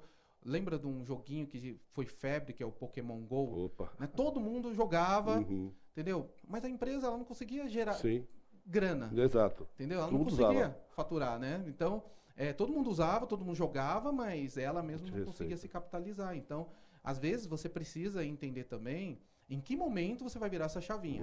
Se você se decide, né, aumentar a base de usuários. Né? Então, a startup, ela tem que se testar nisso. Às vezes, ela até já ficou grande, tem muita gente usando, mas às vezes, ela pivota, ela fala assim, pivotar, né, que é mudar completamente seu negócio, fazer um 360, porque ela fala assim, não consigo tirar dinheiro dessa massa. Perfeito. Aí eu vou ter que repensar o meu modelo de negócio. Exatamente. Tá? Então... A dor existe, né? Mas muitas vezes aquela forma que está sendo feita não está adequada. É isso, mais ou menos? Exato. E até só complementando, né, que o Alex, numa das entrevistas, ele falou de você buscar mentores, pessoas experientes, porque essas pessoas, talvez elas não até conheçam tanto desse mundo de startups, mas ela conhece muito bem, às vezes, do negócio e da dor que você quer atacar. Perfeito. Então ela vai falar assim, várias empresas já fizeram por esse caminho. Isso aqui as pessoas não vão enxergar sentido em pagar por isso. Então um mentor experiente vai te ajudar também a ter alguns insights. Nossa, isso é show. Inclusive, assim, hoje nós estamos ouvindo muito, né, Johnson? Você que... O Johnson, gente, olha só, pelo que eu conheço do Johnson, eu tenho telas e telas de 80, 90, até muitas vezes menos, né? De startups recebendo mentoria do Johnson, né? O volume até é estrondoso. Mas, assim, o que nós percebemos? Que, de fato, é só um insight, às vezes, só um detalhe, só uma informação que a pessoa ela consegue dar um passo e começar a vencer.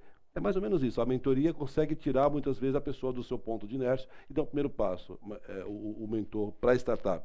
Ou não, precisa ter um pouco mais de gancho para isso. Eu gosto mais do tipo de mentoria provocativa. Tá? Não aquele mentor, assim... Faz isso. Né? Não, aquele que só fica incentivando. Vai lá, está indo certo. Não.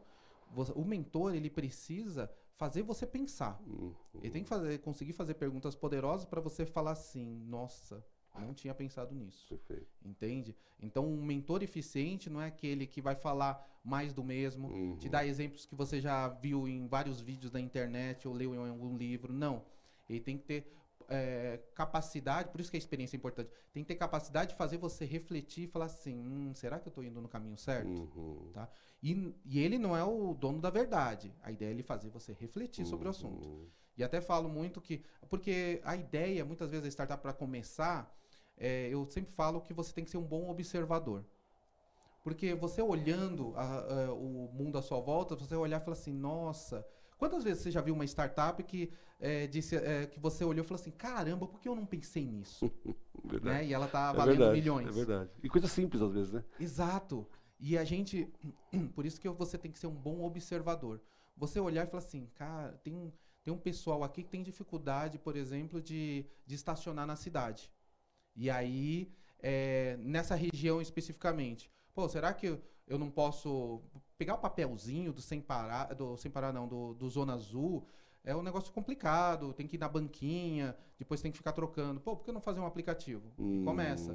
Então, às vezes, de uma dor sua, você começa a olhar, mas aí você tem que começar a fazer o quê? Perguntas, pesquisa de mercado, para saber se as pessoas também têm essa dor. Porque às vezes é só você que gosta de comer alho, e aí você vai fazer, chamar os seus amigos e vai fazer assim, ó, fiz aqui todos os pratos à base de alho. Verdade, interessantíssimo isso. Johnson, vou entrar num assunto agora que eu acho que é um pouco mais delicado, que tem muito a ver com a parte de investidores, que é o equity, né? Todo investidor, ou quem vem como mentoria, ou vem como ajuda, né, nesse momento que a startup está chegando, sempre está olhando a questão ou de apoio de desenvolver a startup, ou ele vem com equity. O que significa equity, quem vai atuar com a startup? E que momento que uma pessoa entra, um investidor anjo, um investidor, de fato, que vai poder caminhar com essa startup. Explica um pouquinho mais desse cenário, porque eu ainda percebo muita dúvida ainda com relação não só com as startups, mas também com o próprio investidor. Ele não sabe que momento que ele vai entrar, se ele vai entrar como sócio, se ele vai entrar como equity, que basicamente são momentos diferentes, ou se ele simplesmente ele vai olhar a startup e vai esperar um tempo e falar assim, eu vou colocar um dinheiro, se não der certo eu tiro e acabou. Como é que ele consegue saber o momento certo de entrar numa startup? Eu diria primeiro, eu daria um passo para trás antes, que é o seguinte. A startup, para ela crescer de maneira rápida, né, ela acaba queimando um pouco de dinheiro. O que a gente fala queimar dinheiro ela faz testes aplicando tecnologias que ela não sabe se aquilo vai dar certo. Entendeu? Então, é quase que um fundo perdido, né? Perfeito. Quando ela pega dinheiro de investidor. Então, ela precisa de mais capital às vezes, porque determinadas tecnologias são mais caras, mão de obra especializada é um pouco mais cara. Então, ela não consegue só no amor chamar todo mundo para abraçar a causa dela. E aí é a hora que ela começa a querer buscar um investidor.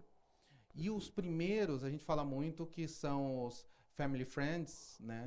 Fala fools, que são os tolos, mas eu acho que são aqueles que são sonhadores junto. Que são a família. Então, eles acabam te ajudando com algum dinheiro numa fase inicial. Ou você faz, que a gente chama de um termo bootstrap, que é você rodar sozinho. Perfeito. No começo, tá? Fez alguma economia ou tenta enxugar os custos e rodar no máximo possível para validar a ideia. Depois que você tem alguma coisa um pouquinho mais formada, já conseguiu entender que tem público que está querendo, tem usuários, pessoas reais usando e não só amigos, aí você pode começar a procurar um investidor, que esse é o investidor anjo, que procura nas primeiras fases. Tá? Então ele vai colocar lá de 100 a 300 mil, agora está subindo até um pouco mais o ticket, até 500 mil. Ele, nessas fases iniciais, ele te ajuda a dar aquele fôlego, né, para você poder continuar acreditando nisso, mas aí não vai pôr dinheiro para pagar salário seu, dos sócios. Claro. Tá? Desculpa, se você quer começar a empreender, né? Empreender já é difícil, empreender com startups é maluquice quase. Então, você vai passar por um período e o investidor não vai pôr dinheiro para pagar seu salário, e sim para investir em maquinário, em equipe e tudo mais. E aí você vai ter que provar para ele que você vai saber usar esse dinheiro. Então não é só pedir dinheiro, mas sim explicar muito bem sobre como em que você vai investir aquele dinheiro. Perfeito. Tá? Beleza? Até aí tudo bem. E aí eu vou subindo de fases, porque conforme o meu faturamento vai crescendo, meu negócio vai ganhando outras proporções, eu já procuro outro nível de investidor. Só que aí o cuidado que dependendo do erro que eu cometo na fase inicial, eu mato todas as outras. Perfeito. Por quê? Que é o conceito do equity. O equity é um percentual do seu negócio que você vai ceder em troca de um valor, Investimento. tá? Do investimento. Se você não souber calcular bem isso, e a gente usa até um termo que é cap table, que é como estão estruturados os percentuais de cada sócio, de cada investidor, né? As proporções, tá? E se você, por exemplo, numa fase inicial, sei lá, eu dou 40% para o investidor anjo, quando chegar na próxima rodada, o outro investidor vai falar assim, tá, legal, eu vou te colocar aqui, sei lá, agora estou uma rodada de 1 milhão. Eu vou colocar aqui, se eu pegar 30% do negócio, né, você já se torna minoritário. Exatamente. E aí pensa no seguinte, vai chegar uma hora que os fundadores vão estar tão diluídos, estão com um equity tão pequeno, que eles começam a falar assim, pô, acabei virando empregado do meu próprio negócio. Entende? E ele não consegue mais fôlego para a próxima rodada. Então eu sempre recomendo, olha, tenta no máximo ceder até 20% de equity. 15 a 20, sabe? Por quê? Porque aí você deixa margem para as próximas negociações. E aí o próximo investidor vai fazer o quê? Provavelmente vai tirar aquele investidor anjo. Aí tem aquele famoso que a gente chama de exit, que é a saída do negócio, embolsei o dinheiro, tá? Porque a fase do investidor anjo ela é muito arriscada.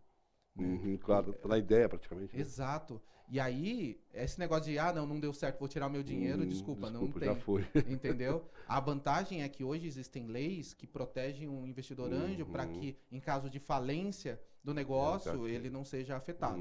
Isso é muito importante. E ele entra no contrato social da empresa? Não. Não, né? Não é recomendado Tá. você entrar como sócio. E sim, que a gente fala de mútuo conversível. Tá. Então eu tenho um percentual que, quando chegar um determinado momento, existem prazos também que você define, tipo 3 anos, 5 anos, que eu possa converter isso em um percentual real na empresa. Aí eu entro no quadro societário. Tá? Mas antes disso, nem é recomendado. Entendi. Porque é uma aposta, e, né, Claro. não faz sentido. Então, muitos investidores eles, são protegidos por causa disso. Nossa, que interessante. E nessa jornada também nós temos as aceleradoras, né? Que elas entram no momento, dependendo do momento da startup. A aceleradora hoje ela faz um pouco desse processo, também resguardado com algumas ações que possibilitam a startup dar alguns passos melhores. O que seria a aceleradora e como que ela atende a startup em sua jornada? Eu diria que tem vários tipos de modelos de aceleração. Tá? Eu tenho algumas acelerações que são fomentadas por órgãos governamentais. Tá? E aí elas não pegam equity, porque tem apoio. Tem outras que elas pegam percentual de equity para ajudar a fazer a aceleração, mas também não põem dinheiro. Tá? Mas o aporte de ações, de mentorias. Que a gente às vezes até chama de venture builder. Sim. Né? Por quê? Porque é um cara que ajuda a construir, então às vezes ele tem mão de obra de tecnologia, de marketing, que ele acaba aportando para você não ter esse custo. Então isso tem um valor. É uma forma. E tem outras aceleradoras que, além de elas ajudam no programa de aceleração, que é ajudar a maturar e provocar o seu negócio e ajudar até na parte comercial, e também aportam dinheiro. Tá? Então, existem vários modelos. Mas todas elas são importantes no ecossistema porque elas ajudam você a pegar na mão, literalmente, e tentar levar para o outro lado. Normalmente, elas duram de 6 a 1 ano. Tá? Só que aí você não corta o cordão umbilical, você continua ligado a eles, né? Vai receber mentoria, eles vão te ajudar porque muitos deles vão ter equity do seu negócio. Então ele vai participar junto. Até nas negociações, rodadas de negociação, que às vezes você é meio cru, né? Você nunca sentou com um tubarão. Esses caras vão te ajudar muito nessa negociação. Então é muito, muito válido. Nossa, e hoje em dia, isso é legal. Existem algumas aceleradoras mais genéricas, mas existem outras aceleradoras mais específicas. Então, elas focadas em logística, focadas em agro, focadas em saúde. Então, qual que é a vantagem disso? É que o corpo de mentores, eles são especialistas naquele segmento. Lembra aquela história da experiência? Aquele cara vive e respira aquilo todo dia. Então ele vai te dar alguns insights que com certeza você não deve ter pensado. É engraçado isso, né? Porque assim, o especialista hoje que você fala é o cara que já viveu aquela vida, que passou todo aquele tempo naquele segmento. E você vê que hoje está muito aliançado, vamos dizer assim, a startup com o especialista, né? Que vai ajudar nessa jornada. E as aceleradoras têm ajudado essa questão da composição, a parte tributária, de marketing, né? Financeiro. Mas o que de fato a aceleradora espera? Que ela se torne um unicórnio, que agora tem um novo nome, agora não só unicórnio, tem outros nomes. De fato, que ela seja a startup. Como é que chega nesse ponto de ser a startup que seja diferente, aquela número 1, de fato, que atingiu o valuation que se esperava dela? Exatamente isso, é atingir o valuation e não ser necessariamente unicórnio. A gente tem criou-se um glamour por muito tempo de buscar unicórnios. Verdade. E aí quando veio, infelizmente, a pandemia, muitos deles foram testados. Por quê? Porque às vezes você está naquele modelo de blitzscaling, né, que é queimar caixa, cash burn, queimar e crescer loucamente. Quando o dinheiro acaba. E aí, o que você faz? E aí? Entendeu? E aí Verdade. começa aquelas demissões em massa, Sim. que né, surgiram muito no mercado, de startups. Algumas delas até começaram a entrar em recuperação judicial.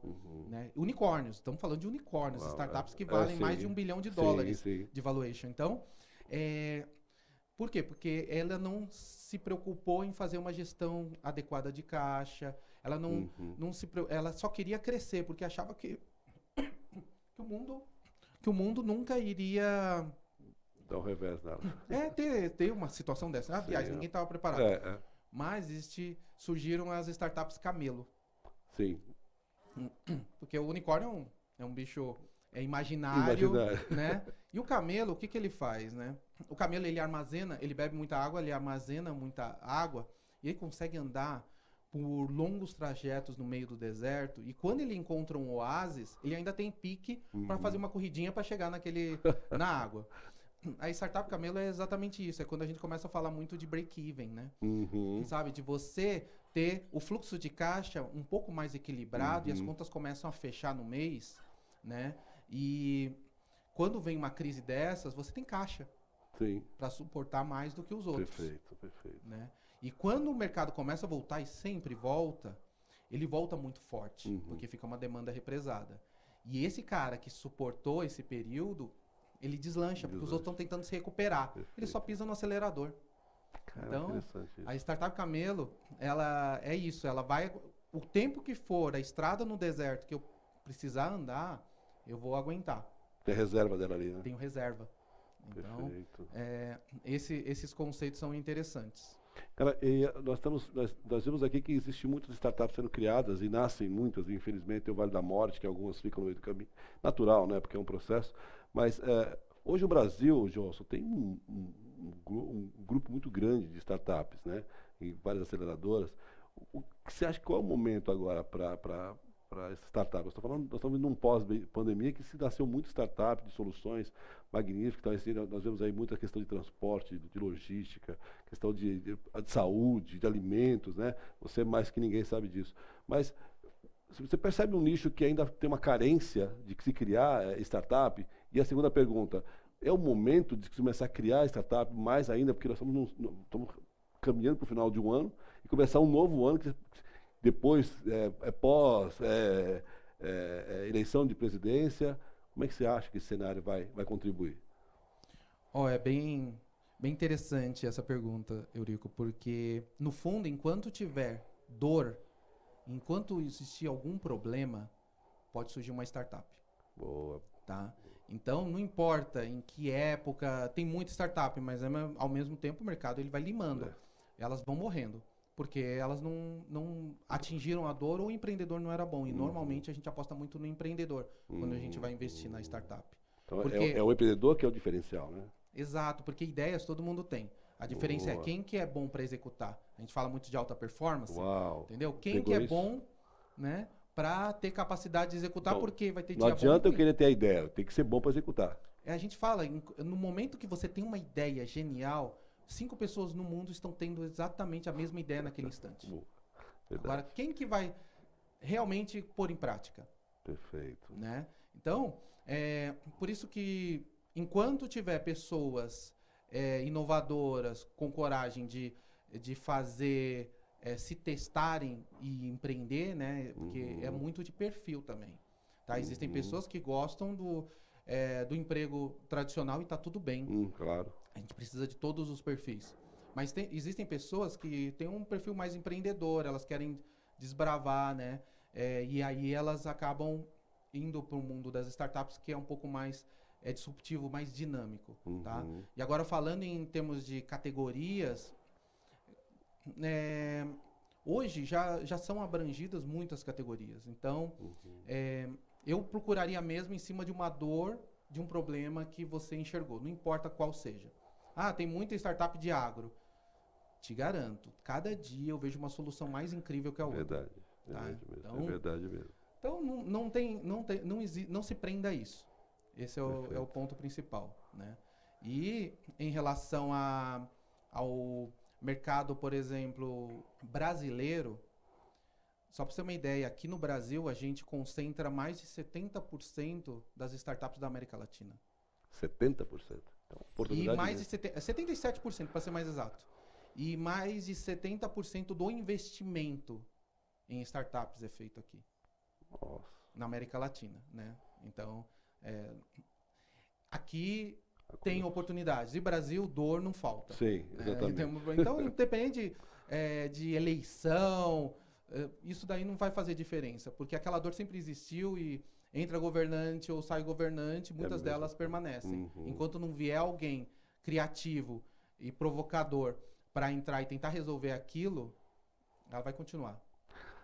Johnson Shen, um especialista em startups. A gente fica aqui, a gente vai falar muito para você, mas olha só, empreendedorismo é esse volume de informação que a gente está trazendo aqui. O Johnson, só para o pessoal saber quem é um pouco o Johnson, das histórias que você tem, que nós passamos algumas jornadas juntos. Conta um pouquinho da tua trajetória, até para que as pessoas possam saber. E além de tudo isso, assim, como é que você chegou onde você está hoje, porque é uma história de sucesso, para chegar onde você hoje, para ser um dos maiores avaliadores de startup, não posso dizer do Brasil, mas no mundo. Não, imagina. Obrigado, viu, pelas suas palavras, Eurico. A minha carreira foi sempre focada no mundo da consultoria. Então, e na área de tecnologia. Eu comecei a programar desde cedo, só para ter uma ideia, com acho que 12 anos. 12 anos eu estava dando aula numa... 12 anos? 12 anos, dando uma aula. Na época, vixe, era Basic, era Apple, não esse Mac, nada disso, era um outro tipo de computador. A gente dava DOS, né? DOS foi depois. Basicamente era Basic, algumas linguagens de banco de dados e tudo mais, numa escola de um coreano. Né? Nossa. Chamava Yoon Lee, lembro até hoje. E aí eu comecei lá porque eu não tinha dinheiro para ter acesso a computador. E era uma maneira de eu ter acesso. Então, praticamente eu nem recebia por isso, mas eu tinha a oportunidade de ter contato e aprender. Perfeito. Né? Aí depois eu fui seguindo uma carreira mais corporativa, né? Que é todo jovem, na época a gente começava a trabalhar cedo e eu não vejo problema nenhum nisso. Aí a gente começou a trabalhar eu comecei a trabalhar como office boy, né? E aí fui crescendo dentro de uma companhia, aí já era uma companhia japonesa, né? E aí eu trabalhei lá por 10 anos, eu sempre tive poucos carimbos na carteira, né? Trabalhei lá por 10 anos e eu saí, fui trabalhar um período na IBM, né? Tudo em programação, com tecnologia, né? Desenvolvimento de software. Depois eu fui para a Accenture, onde eu fiquei mais praticamente 10 anos também. Accenture, só para o pessoal saber. A Accenture é uma das maiores consultorias hoje do mundo, tá? É uma das que estão melhor posicionadas também nesse setor de transformação digital e tudo mais. Então, lá eu tive a oportunidade de viajar para vários países, conhecer outras pessoas e outras tecnologias e culturas. Isso foi abrindo a minha mente também, né? E aí, em um determinado momento, por questões pessoais, eu saí de lá, fui para uma outra consultoria menor e comecei porque eu precisava de tempo, né? Era uma questão familiar, aí eu precisava acompanhar mais. E aí eu comecei, um amigo meu me chamou, falou assim, cara, eu tive uma ideia genial, sempre assim. Sempre. Né? E é genial sempre, né? Sempre é genial. Aí ele me contou tal de um negócio extremamente disruptivo, que era a gente criar uma alternativa ao sem parar. Olha que maluquice. Que isso. Né? Então, aí começamos a sentar, pensar, e foi quando eu comecei a fazer a minha primeira startup. Legal. Né? Isso com quantos anos? Isso eu já tava velho, já tava, sei lá, eu acho que faz o quê? Eu tinha 30 anos. Caramba, não tem tanto tempo. Né? Aí eu montei essa primeira startup, 32 anos, eu acho.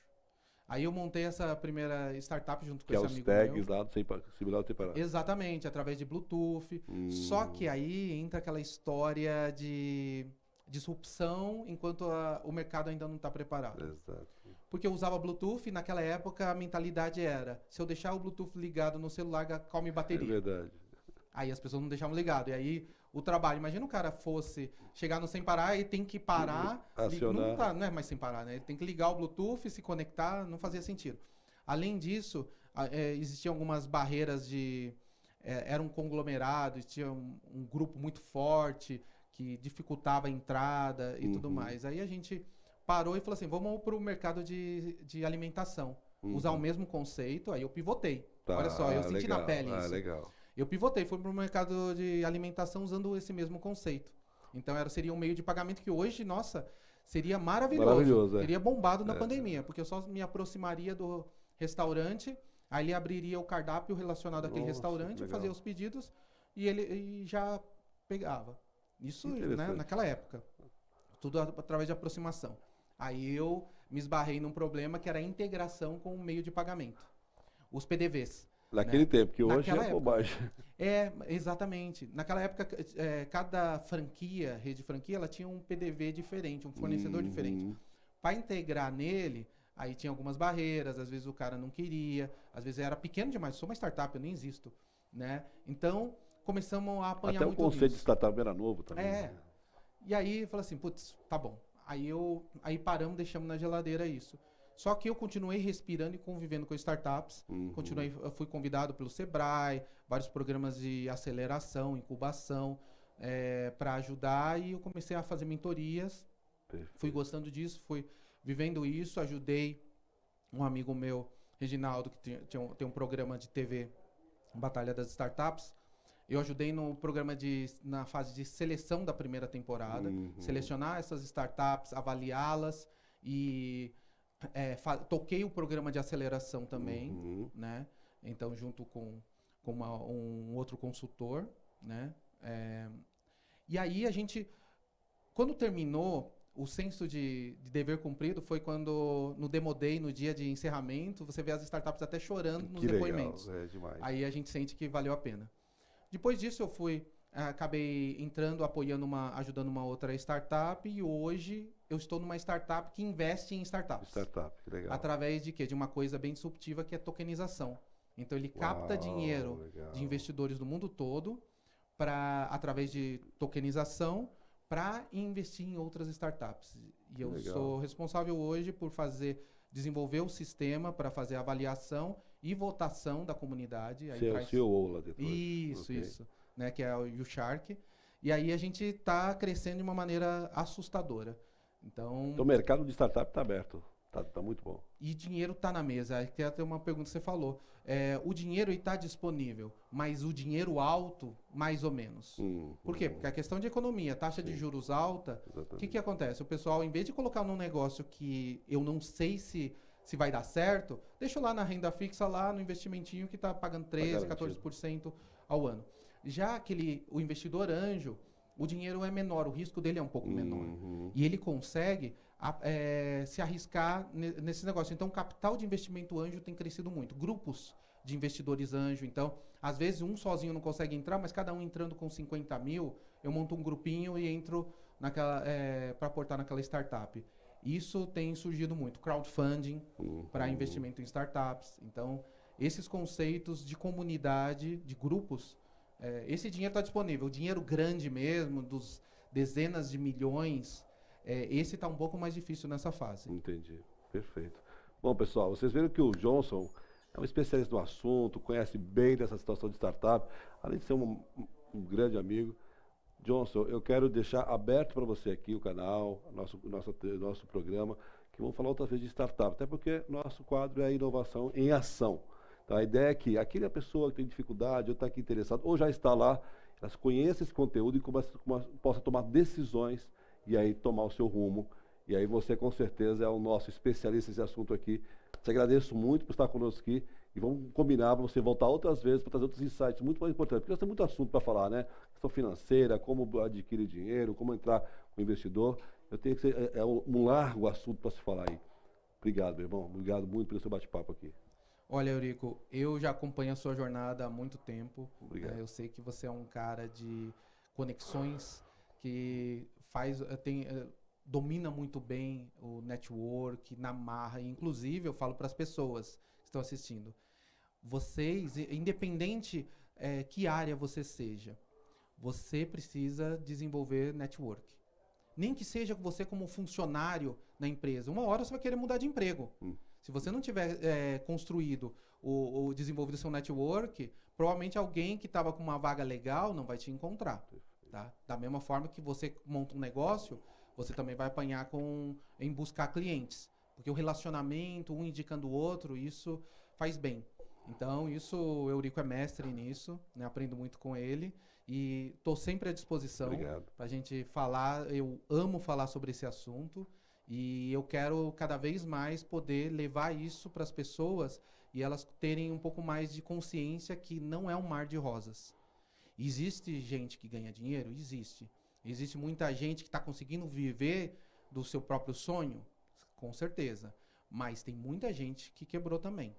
Então você, sabe, essa história, a mensagem final é essa história de queima a ponte, sabe, mergulha de cabeça. Peraí, você tem reserva? Porque a sua startup não vai te dar dinheiro no começo. E vai por um bom tempo. Entendeu? E talvez ela nunca dê dinheiro, porque talvez você descubra que a sua tese estava totalmente errada. Então, você precisa ter uma reserva para que caso você perceba que tomou a decisão errada, você tenha fôlego para poder retomar e voltar para o mercado normal. E não tem problema nenhum nisso. Tá? Mas não seja, sabe, não vai na onda de pessoas que às vezes dizem, não, queima a ponte, mergulha de cabeça. Peraí, entendeu? Não precisa ser assim. Você consegue ir construindo, validando part-time, aos poucos, sabe? Pegando metade do seu período, aí você quer história, né, meu? Quer desenvolver um plano B? Tem que ralar mais. Trabalhar à noite, trabalhar nos finais de semana, mas não faz a mudança radical sem ter um pouco mais de certeza. É isso. Uau, gente, essa dica, você que está começando agora, empreendedores, né? O pequeno empreendedor, a startup, tudo é a mesma coisa. O que importa é quem está direcionando você. É isso, Johnson? Johnson, conte sempre com a gente. Vamos voltar outras vezes aqui e falar um pouco mais sobre esse assunto, porque nós vamos desenvolver um conteúdo muito voltado para esse tipo de empreendedor. E, mais uma vez, muito obrigado. Espero que você volte mesmo para a gente poder falar não só disso. Inclusive, você tem uma história de sucesso muito legal que a gente vai começar a preparar para falar isso mais lá para frente. Pessoal, um abraço e até o próximo bate-papo. Obrigado. Meus amigos, espero que vocês tenham gostado da matéria, do bate-papo que nós tivemos aqui com os especialistas que esteve aqui. E espero que segunda-feira que vem você nos acompanhe. Temos muito mais matérias e informação para você. Um abraço e até lá.